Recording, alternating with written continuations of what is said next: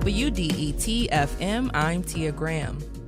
Just want to start the show off by saying we did, in fact, hit the fundraiser goal. Super excited about that. Want to say thank you to everyone who took time out to donate to WDET. You can still do that right now, but just want to say thank you for all the kind words. And if you still have something you want to say that you don't like or you like about the Metro, you can still let us know. So thank you to all. However, today on the program, we'll learn about a nonprofit and its efforts to be a service to other local organizations. We'll hear more about Women's Day of Service later in the show, but first, food waste. If you've been, you know how special Eastern Market is, one of the more integrated spaces across the Metro Detroit region. Eastern Market celebrates local farmers, vendors, and offers flavors from our entire region here in Southeast Michigan. But Detroit's biggest farmers market has a problem. A lot of food that its vendors attempt to sell is wasted, about 500,000 pounds of food each year. To discuss this problem now and what different people around Detroit are doing to resolve it, we have Nina Ignazik. She is the founder and executive editor of Planet Detroit, and she recently wrote about the issue in her publication. Nina, welcome to the Metro. Thanks, Tia. Good to see you. Good to chat with you as well. It's been a little bit. Yeah. So, jumping right in, how long has food waste, especially at the scale of 500,000 pounds, been an issue at Eastern Market? Well, I think it's important to realize that even though 500,000 pounds sounds like a lot, if you're as old as me, I remember going down to Eastern Market on the weekends with my dad and stepping over just rotten produce everywhere. It was just a lot worse than it is today.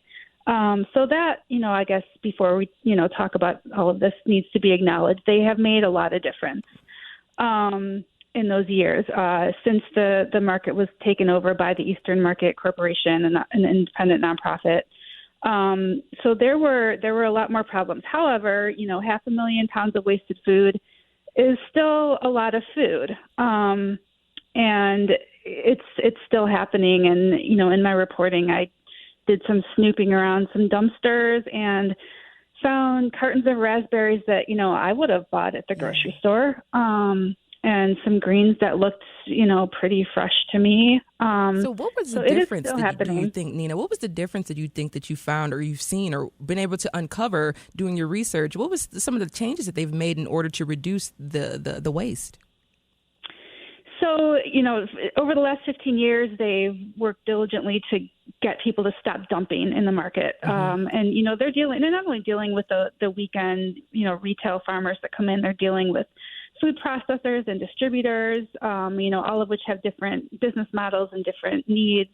So they've really been trying to at least get people to put stuff in the dumpsters. Now, I did not go into every dumpster do this reporting, so I don't know what else was in there.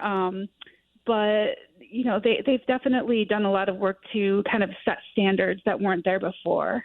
Yeah. So, Nina, right now, since we see the improvements that have been made, we still see a lot of waste. What happens to the food waste right now? How is it used? Well, it's not used. It goes into the landfill, unfortunately. And, that is the problem that we wanted to report on. Yeah. Yeah, so the problem that you guys are seeing right now, the amount of food waste, 500,000 pounds, what is the cost of this food waste? Well, I mean, it's, in my reporting, I had talked to some distributors. I talked to Jim Sutherland, who's the operations director at Eastern Market, and Brandon Seng, who also is director of programs. And it's not like food vendors want to waste this food because they're the ones losing money when this happens. But obviously the cost of dumping the food is somehow cheaper than the alternative. And some of that is because the alternatives are just not there. Yeah. Go ahead. I was going to say the tools to deal with this, the infrastructure to deal with this is not in place. And that's what we wanted to talk about. Yeah, so if you're just joining us now, we're speaking with Nina Ignazik, the founder and executive editor of Planet Detroit, about food waste in Eastern Market. Once again, it's a place that we all know and love very much. If you've been able to go there and get out there and really, really shop and see what's out there, Forgotten Harvest has been working with Eastern Market to pick up edible food that hadn't been used. What happened to that partnership? Yeah, I wasn't really able to figure out exactly what happened. Jim Sutherland talked about it. It was something that was happening kind of pre-pandemic. He wasn't even able to tell me exactly which years that they partnered with Forgotten Harvest, and Forgotten Harvest, unfortunately, didn't return my calls. And this is kind of a repeat pattern with some of these different nonprofits and organizations that the market had attempted to establish programs with over the years. They sort of experimented with things, and then they kind of, petered out. And I think some of that speaks to the fact that it's a complicated problem to solve.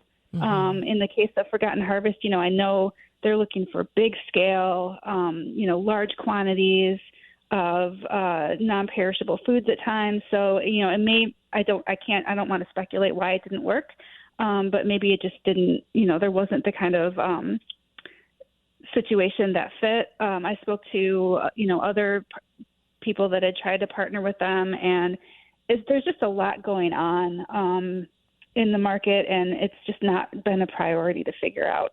Yeah. And Nina, I'm thinking, you've done so much research. You've worked in this field for a while now, environment. And I'm thinking about smaller scale farms, or maybe even smaller scale charities or organizations that could use the help of Eastern Market. Do you see that possibly happening, of a smaller organization working or a smaller nonprofit working with Eastern Market? Would that help resolve the issue? Yeah, I think, this is definitely not a one-size-fits-all solution. There are smaller nonprofits that have also tried to work with the market. One that I spoke with was U.S. Food Rescue Michigan. Mm-hmm. I spoke with their director, Dara Collins, or Food Rescue U.S., I'm sorry. And, they had a program a while. They tried to get established, but they just didn't feel like it got any traction, and they didn't feel like the market was giving an adequate support to what they're trying to do. They work to pair people who are volunteers to pick up kind of smaller quantities of food and then deliver it to nonprofits or food pantries, whoever needs it. I know that they were going to continue their talks, try to figure out a way to make it work. But so far that hasn't happened. Okay, so Nina, ultimately, does it look like Eastern Market will resolve this issue? How much pressure do you see there amongst those who are organizers and the head of Eastern Market? How much pressure do you see there to actually resolve the issue? Well, I don't know. That's I think that there is a growing pressure of the awareness of the issue of food waste and its contributions to climate change, as well as just being, something that we need to address from a cost perspective and from a humanitarian perspective. I know that Brandon Sang, who I spoke with, was very interested in looking into things like a biodigester to turn some of it into compost, the amount that wasn't able to be or wouldn't be able to be used and consumed. So that's, one avenue for it. But it's a complicated problem. In my reporting, I didn't hear much about a way to deal with, sort of these very nice looking boxes of produce that you can find near the dumpster after the weekend market. Yeah. So what happens to food waste in other farm markets, if you're familiar with this, like Royal Oak and Rochester? How do they solve their food waste problem? Yeah, I spoke with, like I said, with Dara Collins with Food Rescue US, and they do have programs to pick up food waste from Oakland County Farmers Market, Royal Oak Farmers Market, and I believe they're in talks or maybe have started with downtown Rochester Farmers Market. So those are all kind of smaller scale organizations that obviously have fewer moving parts. So they're able to pick up about 200,000 pounds of food since 2021 in Oakland County markets. There's certainly the potential to do more and at more scale with Eastern Market. Nina Ignazik is the founder and executive editor of Planet Detroit. Nina, thank you so much for joining us on the Metro. I know we will chat with you soon. Thank you so much.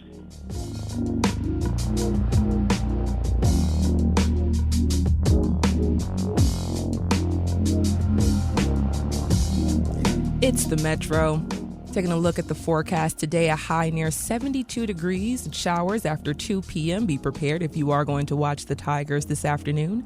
Wednesday, mostly cloudy with a high near 76 degrees. Thursday, mostly cloudy and a high of 62. And Friday, partly sunny with a high around 76 degrees.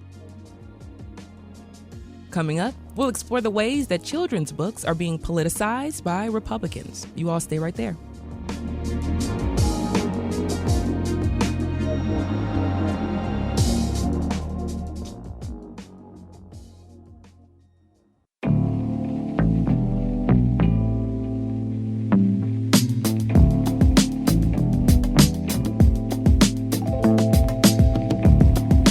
The Metro on 1019 WDET FM. I'm Tia Graham.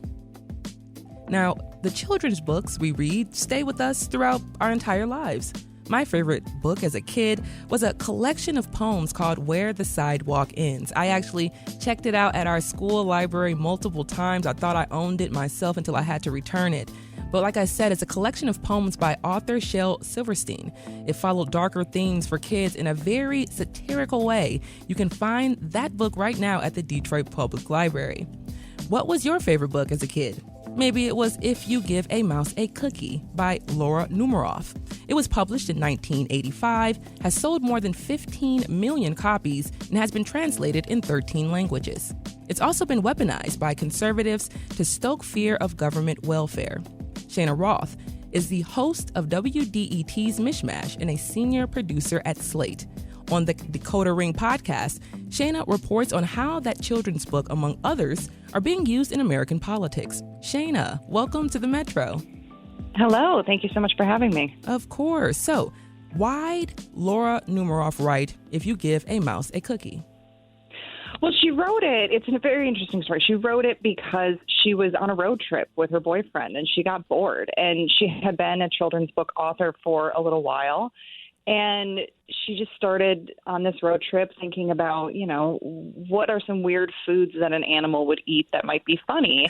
And she started thinking about the Mrs. Fields cookie. And then she started thinking about a mouse. And by the end of the trip, she'd basically had this story in her head. So it really just kind of came out of boredom and her big imagination. And in your opinion, what's the book about to her? To her, it's kind of about a mouse and a boy having an adventure together. They're just this mouse. I think she thinks of as kind of being like herself. She told me about how she was diagnosed with ADHD and how she's just kind of always going from one thing to the next, to the next, to the next. And, since the book was published, there have been teachers and professionals who say that this is a great circular book for kids who have ADHD because it goes back to the beginning and they can sort of see themselves in the book. Yeah. So I love that. I want to get more into the book, but we're going to keep going. When and in what ways did Republicans start using the book to speak out against government programs? So from what we could tell in our reporting is it really started to happen within the last 10 years or so, where Republicans started to see this sort of seize on this phrase, if you give a mouse a cookie, and say, well, that's just like X boogeyman. So initially it started as like welfare benefits. If you give somebody welfare benefits and you don't expect anything in return, they're just going to take and take and take, just like this greedy mouse keeps taking and taking and taking from this little boy. And from there, it really was able to be used for all kinds of things, especially things like immigration, where it's like, well, if you let an immigrant into this country, they're going to want healthcare benefits, they're going to want this, they're going to want that.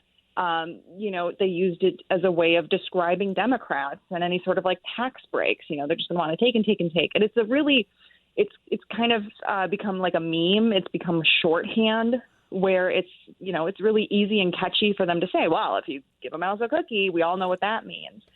And it seemed to have really started from a article in the Washington Post by a writer named Max Ehrenfreund, where the title of it was, this children's book has a secret political message. And in talking with him, he was kind of like, actually, none of this is what I meant. It was kind of like a catchy title that I think people didn't necessarily read the entire article or didn't read it carefully, and they just kind of seized on this. And has it been effective? Have you seen this actually working for folks? What do we know about people going into this trend and believing this trend? So the people that I spoke with and speeches that I listened to and news footage that I watched, it seems like a very successful shorthand for them. It's one of those things that because it is so catchy and because like people who weren't even familiar with the book, when I asked them, they knew that phrase. They were like, well, yeah, I know the phrase. That's based on a book. So it's one of those things that it was able to spread because it's so catchy and it's so easy to understand. And in the moment, maybe it kind of makes sense to you. And Cheyna, because as I'm sitting here, of course, I didn't know much about it, and I'm learning and learned a little bit before we came onto the show today. You were at the Republican National Convention in July. What people say about the book there when you were there, were you hearing it often? So I went there partly to be a producer for Slate and to work on the What Next podcast. And while I was there, I was like, well, I have this story that I'm working on. I'm curious what Republicans think about this phrase. I heard that this was a thing. Is it a thing? And so I went there kind of in part on like a mission to figure this out. And I just started asking people, what does the phrase, if you give a mouse a cookie, mean to you? Or have you heard the phrase, if you give a mouse a cookie? And some people were not very familiar with it. And I'd be like, okay. And they'd ask me about it. And I'd say, oh, well, I think, I'm looking to see if people believe it means this. And they're like, oh, yeah, no, that totally makes sense. So even if they didn't know the phrase itself, they agreed with this perceived message about it. But there were plenty of people, from lawmakers to, just everyday people walking around the convention, delegates who were like, yeah, absolutely. That's what that book means. One lawmaker said, I read it to kids at schools because of this message. If you're just listening, we're speaking with Cheyna Roth, a senior producer at Slate and host of WDET's MichMash, about the meaning of children's books being twisted by politics. So, Cheyna, in 2022, several schools across Michigan were looking to ban books from their library, including Dearborn Public Schools. Yasmin Rukia is a writer and parent at Dearborn Schools. We have a clip from Rukia speaking with WDET at a 2022 school board meeting. Here he is. How are you going to look at other people in your community that are queer and deny them books on the shelf, deny them a place at the table just because you feel uncomfortable by something that you don't really understand or you don't even care to understand? And why do you think children's books are being politicized more now? I think we are in a very charged and divisive time. I think it's fair to say that, to say the least, actually. And children's books are a way into children, are a way to shape their culture, to shape their beliefs from a very early time. So we as a culture are very sensitive about children's books. We're very sort of hyper aware of them to an extent, and we're always looking for meanings in them. So you have books like maybe Caps for Sale, where everybody kind of agrees, well, I don't know that that really means anything, but it's just a fun book.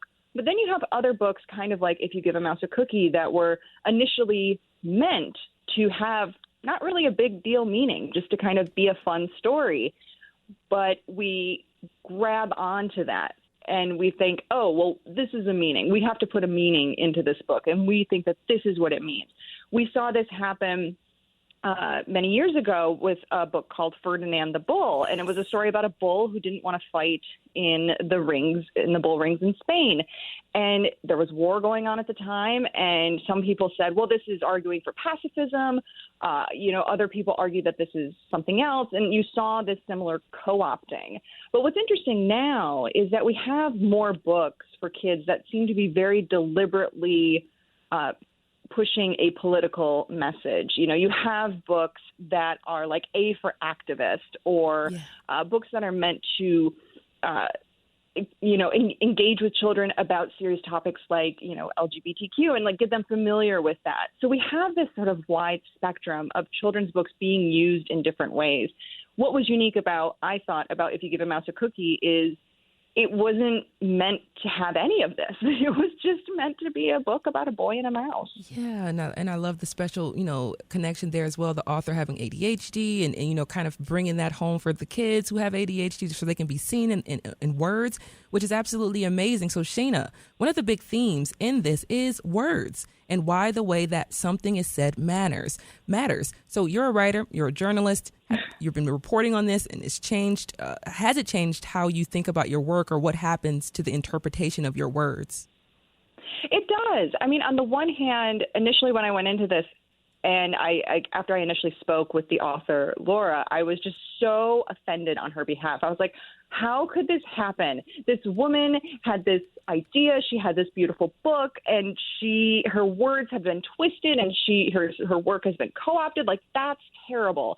And the more that I got to speaking with other people about the meaning of books and the importance of books and just sort of like thinking about it on my own, the more I realized that, as a writer, this is just something that you have to understand could happen, that once you write the thing, once you put it out in the world, you have no real control over how people are going to take it and how people are going to interpret it. And that's sort of why certain books endure and why we still talk about them, in part, is because maybe they have different ways of being interpreted. That's how they last across generations.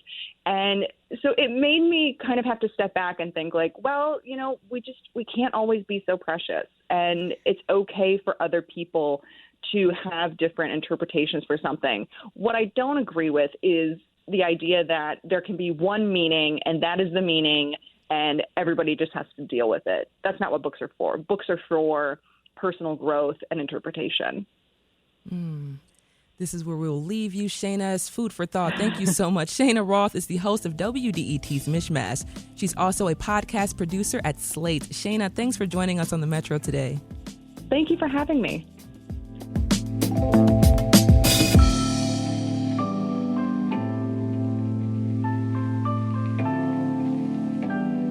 This is the Metro. And in news, Wayne County Prosecutor Kim Worthy says she won't charge 5 people who were arrested when Wayne State Police broke up a pro-Palestinian encampment in May. Worthy says the evidence shows they were exercising their free right of speech and not breaking the law. Earlier this month, Michigan Attorney General Dana Nessel charged 11 people in connection with the pro-Palestine encampment at the University of Michigan in Ann Arbor. We will definitely follow along this story a little bit next week. Now, coming up, we'll talk about how foreclosures are decreasing in Detroit and the ways property ownership has gone up.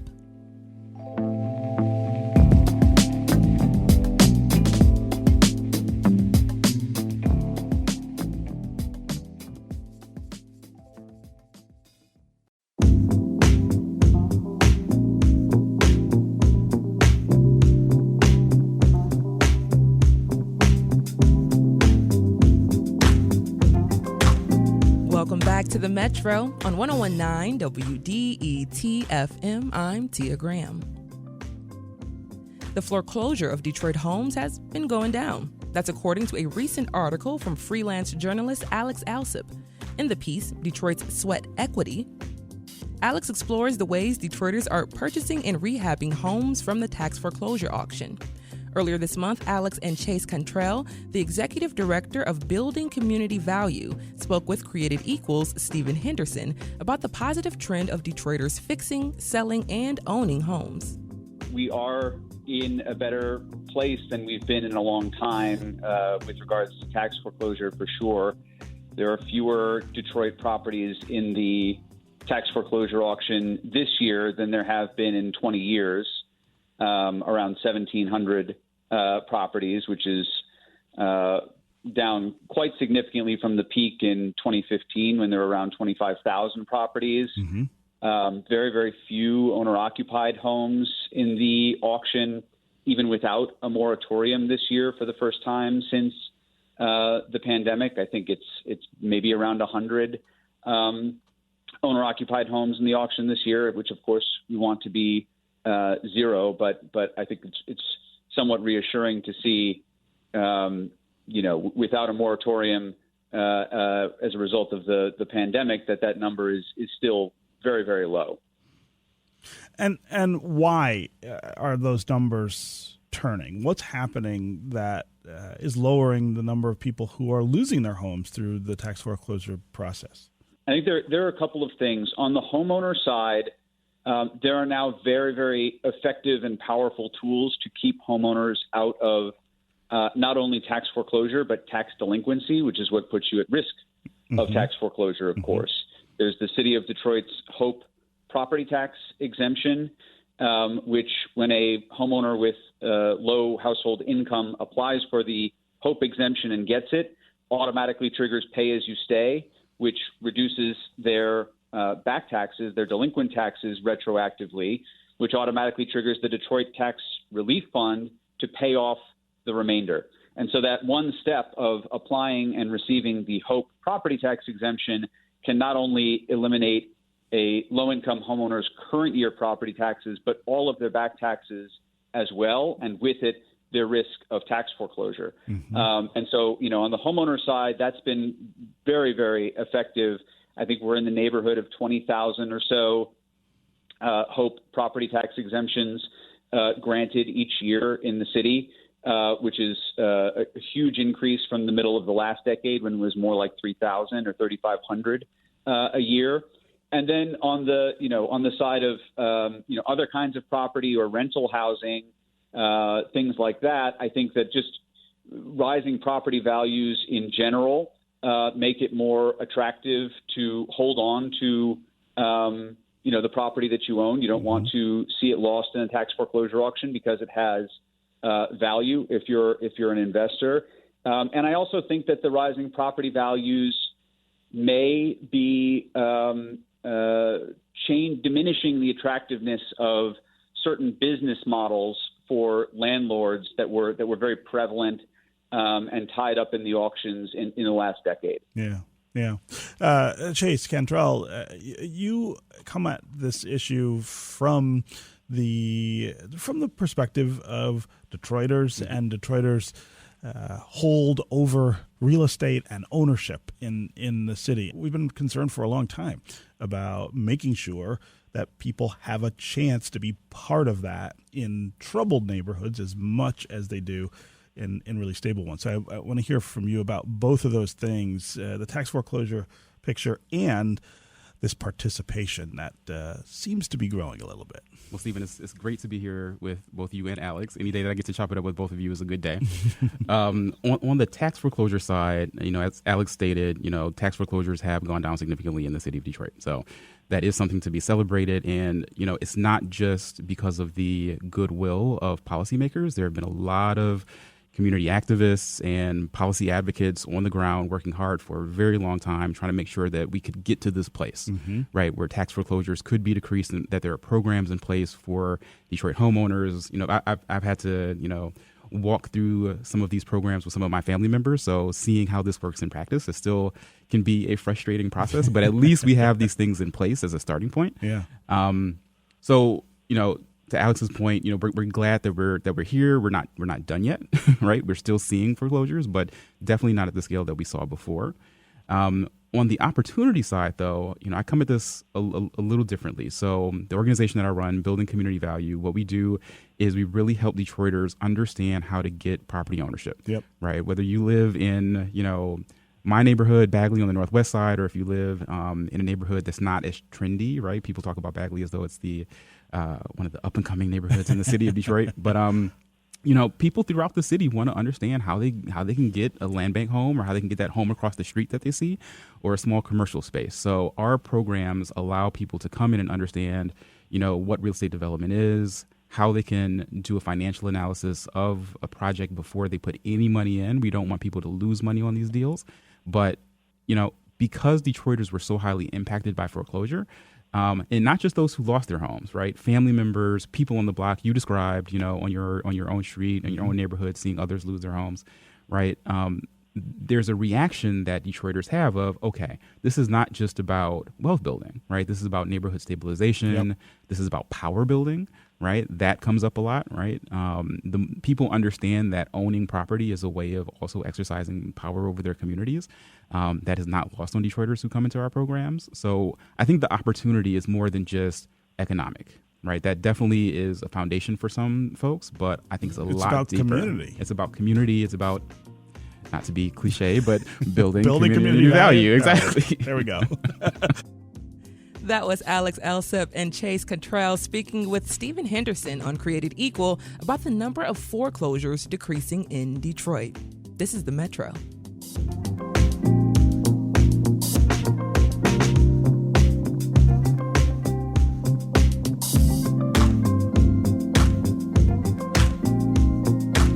This is the Metro, and we do talk a lot about things that are happening in the world of education, whether it's talking about teachers or whether it's talking about what's going on around the system in which they work in. But a lot of the times we don't take time to celebrate the teachers who spend so much time with our society's kids. From the morning to the afternoon, these people are there taking care of our future. But this evening, Metro Detroit educators are being honored at the Detroit Cultural Center Association's second annual Educators Night. Their free event will allow teachers to access resources offered by 7 local institutions associated with Detroit's Cultural Center. This is so cool. WDET's Jack Philbrandt spoke with Anne-Marie Barucki, Program Director of the Detroit Cultural Center Association, about what the event is and why it matters. Educators Night is a really important way to showcase the district. I mean, we have 7 of our institutions that will be open that night, and we have them themed by discipline. So the DIA is art and design, Michigan Science Center is STEM, the Wright Museum is culture, history, and theater, and the Historic Museum is based around culture, history as well, but also geography and sustainability. New this year, though, we have the Detroit Public Library participating, and they are promoting everything about early childhood development and literacy. And then also what's really helpful is Wayne State University is also participating, and they are providing so many amazing resources around educational well-being for teachers. So they're going to be having a host of different ed talks, kind of based on TED Talks, about different things that might help teachers deal with their own well-being, thinking about how we lead differently within the classroom. And I mean, Educators Night is a really great way to really showcase the strengths of all of these institutions. And I think a lot of people forget when they come, because a lot of time when people come for field trips, they come to like one place, whether it's the Science Center or they're coming to the DIA, and they don't realize how walkable this district is and that you could really fit in more than one field trip in one day. If you're going to take the time out of your school day, why not make the most of it and maximize your time while you're in the cultural center? What is the Detroit Cultural Center Association? So the Detroit Cultural Center Association was just launched in March of this year.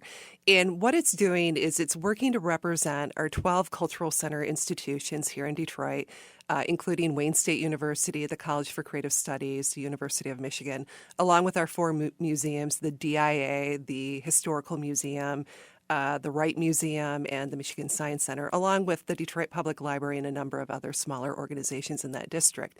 And what we're trying to do is do more collaborative programming, collaborative marketing, and also begin implementing parts of the Cultural Center Planning Initiative, which was a master plan that was developed over the last 8 years. How can educators use the night to get inspiration in the classroom and also unlock a lot of the resources that are within the Cultural Center?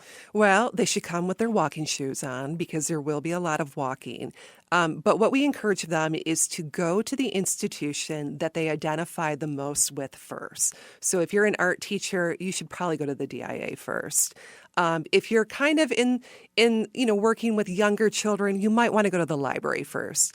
If you just need a lot of support for yourself and you want to learn about different ways of changing up your teaching methods within the classroom, maybe go to Wayne State.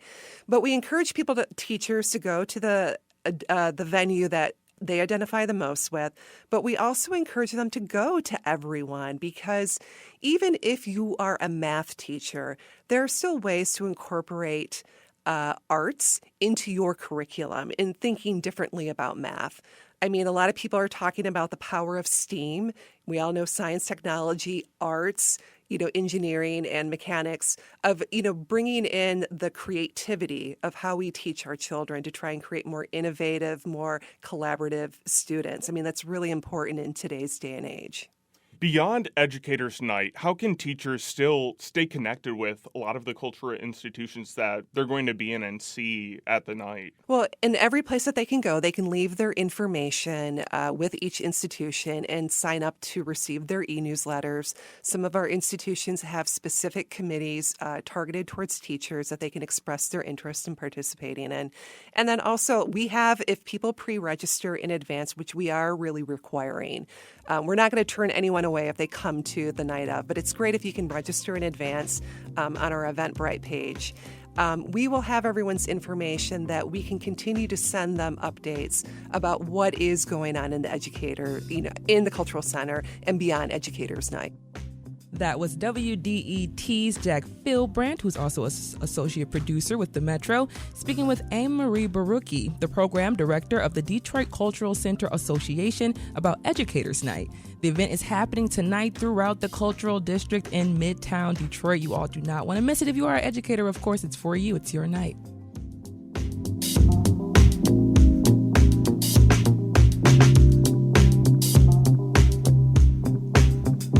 Today, expect a high of 72 degrees and showers after 2 p.m. Wednesday, mostly cloudy with a high around 76. Thursday, mostly cloudy, a high near 62 degrees. And Friday, partly sunny with a high around 76 degrees. We'll see a cool down over the weekend, so be prepared for that. The Tigers start a 3-game series against Tampa Bay today at Comerica Park. They've moved the game up to 1:10 p.m. this afternoon because it's supposed to rain tonight. The Rays have won 4 straight and are 4 games behind Detroit in the American League wild card race. I can't believe we're sitting here right now talking about the Tigers even having a chance for this, so I'm super excited to follow along and see what we can get into as well. The Lions say defensive end Marcus Davenport could be out for the rest of the season. Say it can't be. He injured an elbow in Sunday's game against the Arizona Cardinals. The team says several other players suffered significant injuries, including center Frank Ragnow, defensive back Brian Branch, and linebacker Derek Barnes. All could miss playing time, significant playing time. So say it ain't so. I hope we at least see someone back on the field next week for the Lions. You all stay right there. Coming up, a Women's Day of Service event is happening in Metro Detroit on Thursday. We'll learn more.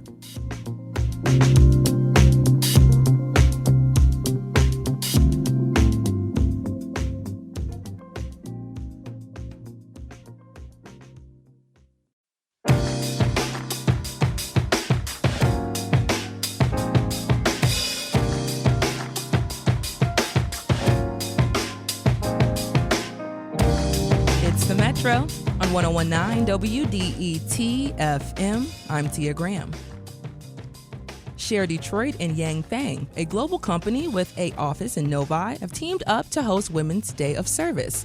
The Day of Service began in 2002 in West Michigan and has slowly made its way to Metro Detroit, with its first official day happening here in 2021.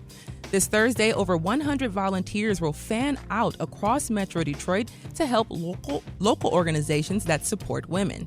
Participants will work with places like Starfish Family Services, Capuchin Services Center, and Mint Artists Guild, just to name a few organizations. Volunteers will be doing a variety of tasks, including working with children, organizing donations, stocking shelves, yard work, and making blankets. Joining us in the studio to talk more about Women's Day of Service and what it means to be of service, we have 2 individuals here. Karen Boyd is the volunteer specialist with Share Detroit. Welcome to the Metro, Karen. Thank you. Glad to be here. Thank you for being here. And Priya Gurumurthy is the director of IT at Yanfeng International. Welcome to the Metro, Priya. Thank you so much. Excited to be here. Thanks for having us. Of course. So Priya, starting with you, what is Women's Day of Service? When I saw it, my mind instantly went, oh, what is this? I need to know more. Why the focus on women giving back? So Women's Service Day, I would say, is a special event for us, where it started in West Michigan. 3 colleagues from the Women's Service Network, the Resource Network in Yanfeng. So we lived on the west side, and we relocated to Novi, and that's when we said we missed the big Women's Service Day that happened on the west side. It's 20 plus years tradition that's been happening in the west side, and we wanted to bring it to the southeast side.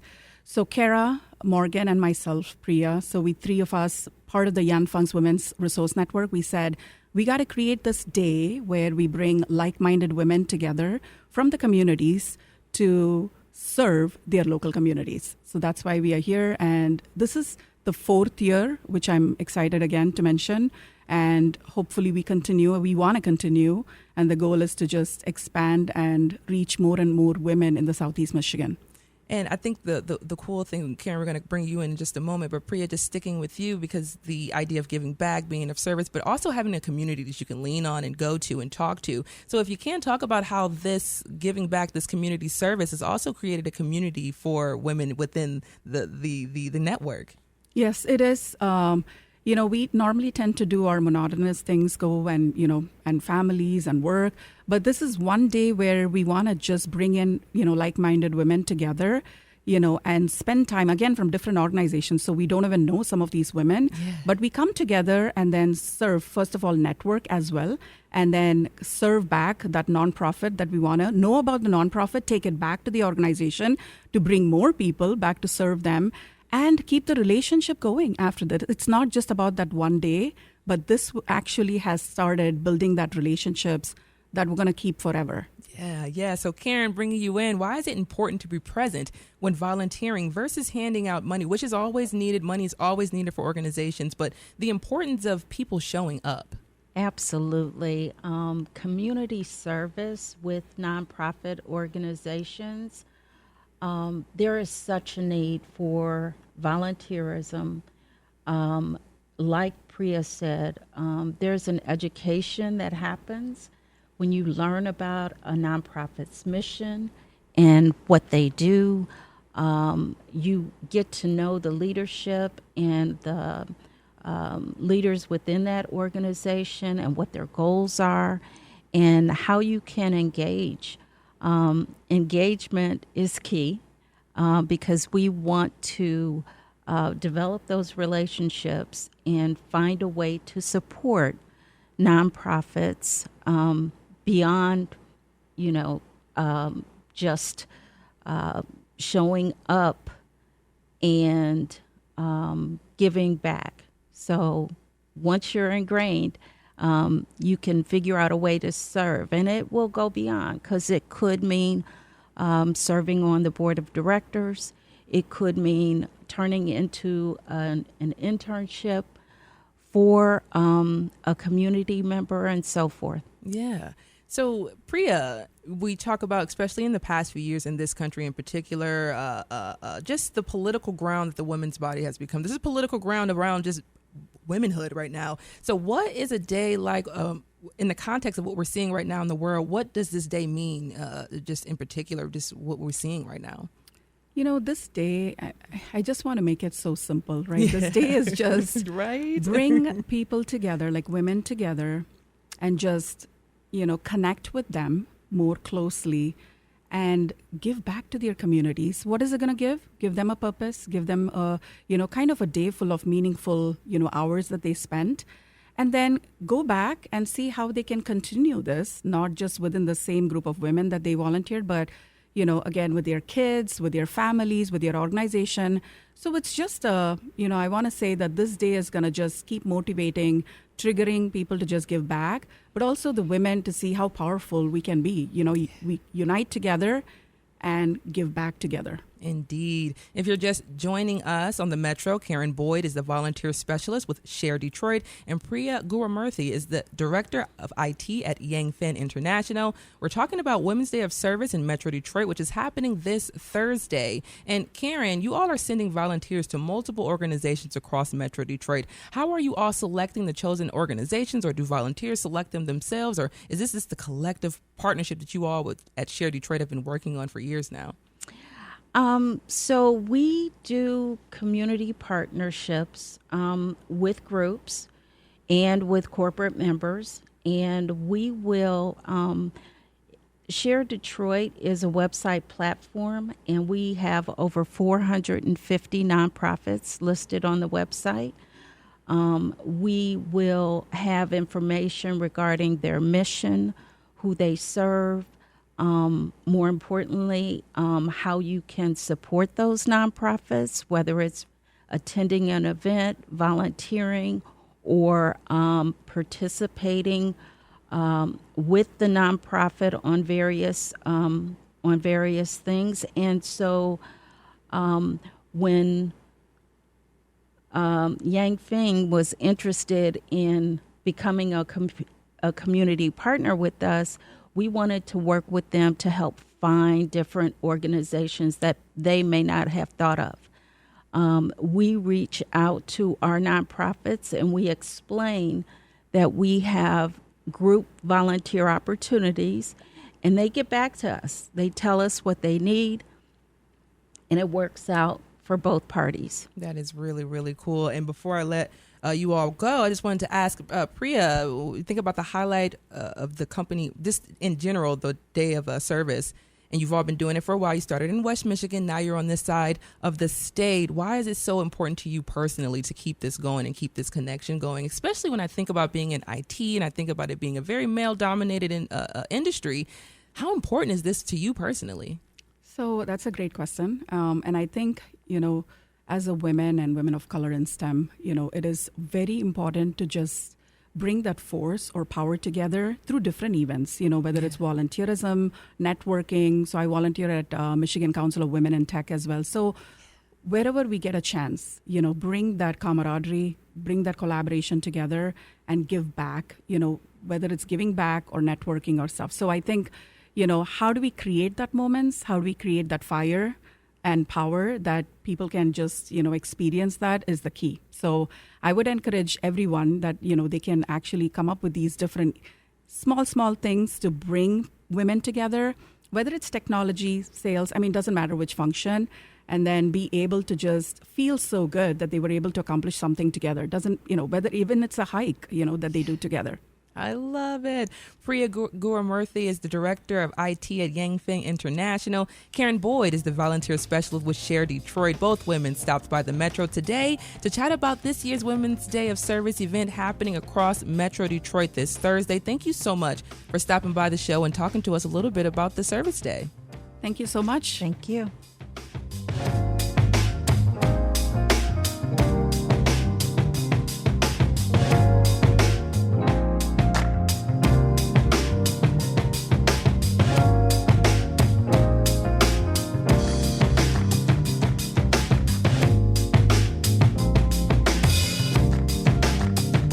It's the Metro on 101.9 WDET FM. Right now, joined in studio by show's producer, Sam Corey. Welcome back. Hey, how's it going, Tia? It's going pretty well. You stopped by. You didn't stop by. You've always been here.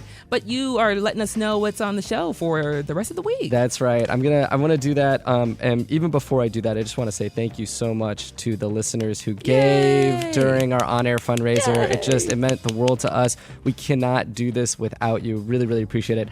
But yeah, I want to talk a little bit about this week. Some really interesting things are happening in the world of overdose. Some good news that they have gone down nationally. Overdoses have gone down.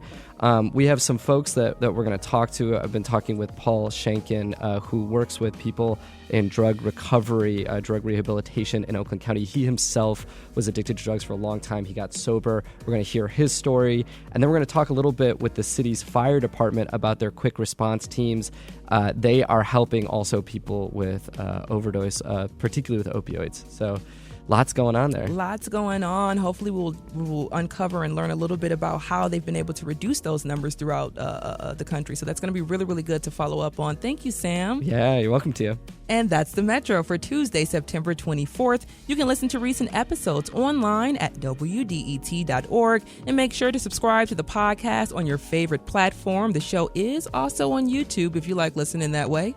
The show is produced by Sam Corey, David Lyons, and Jack Philbrandt. Our engineer is Nate Bender, and music's done by Sam Bobian and Will Sessions. The Metro is a production of WDET, a listener-supported service of Wayne State University. If you like what you hear and you want to support the Metro, consider becoming a member at WDET.org/donate. Thanks to those who've become a member this time around. This is WDET-FM, Detroit Public Radio, your connection to news, music, and conversation. Thanks for listening. See you all tomorrow.